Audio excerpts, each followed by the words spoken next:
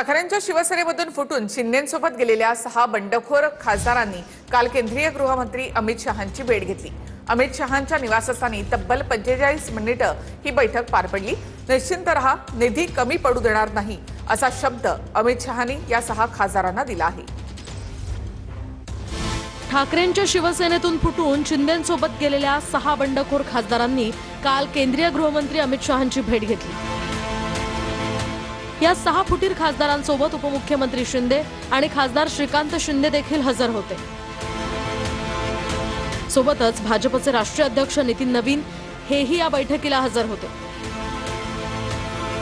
अमित शहांच्या निवासस्थानी तब्बल 45 मिनिटं ही महत्त्वाची बैठक पार पडली। या बैठकीत खासदारांना मतदारसंघातील विकास कामांसाठी गती देण्यासंदर्भात चर्चा झाल्याचं कळत आहे। दरम्यान तुम्ही निश्चिंत रहा, विकास कामांना कुठलाही निधी कमी पडू देणार नाही। तुमची सगळी कामं श्रीकांत शिंदेंना एकत्र सांगा, ती मार्गी लावू।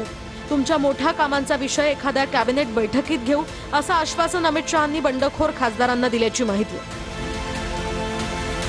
दरम्यान या बैठकीनंतर शिंदे आणि अमित शहांची काल स्वतंत्र बैठक झाल्याची ही माहिती मिळते। या दोन्ही नेत्यांमध्ये साधारणतः 15 मिनिटं चर्चा झाली। त्यामुळे दोन्ही बैठकांची वेळ मिळून शिंदे सुमारे तासभर शहांच्या निवासस्थानी होते। त्यामुळे शहा आणि शिंदेंमध्ये राज्यातील राजकीय परिस्थितीवर चर्चा झाल्याचंही कळत आहे।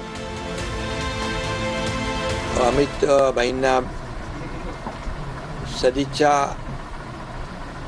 भेट म्हणून आम्ही त्यांचे आशीर्वाद घ्यायला गेलो होतो आणि त्याचबरोबर या खासदारांच्या मतदार क्षेत्रातल्या विकास कामांचे काही प्रस्ताव, काही पत्र देखील या ठिकाणी दिलेले आहेत।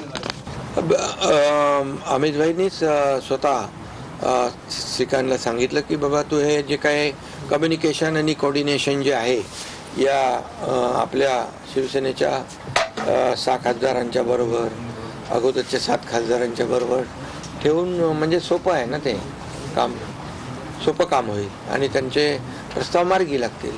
एकनाथ शिंदे चोरीचा माल घेऊन दिल्लीच्या रस्त्यावर फिरतात आणि कायदा त्यांना हटकत नाही आणि गृहमंत्र्याकडे चोरीचा माल घेऊन जातात आणि ते चोरीचं गाठोडे घेऊन देशाच्या गृहमंत्र्याकडे गेले आणि दाखवला हा माझा चोरीचा माल आहे, आता याला सोन्याचा मुलामा द्या। आम्ही बघा त्यांच्यासारखी भाषा करणार नाही। ते तुडवायची भाषा करतात, आम्ही वाढवायची भाषा करतो।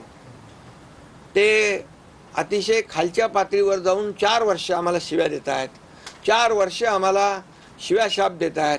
परंतु हे शिव्याशाप देणारे लोक आता दररोज त्यांचा खड्डा खोल होत चाललेला आहे आणि महाराष्ट्रातली जनता आमच्या बाजूने उभी राहते आहे आणि मला वाटतं ते कुणाचं काम करतायत हा आत्मसंशोधनाचा विषय आहे, पण जे ते करतायत ते चांगलं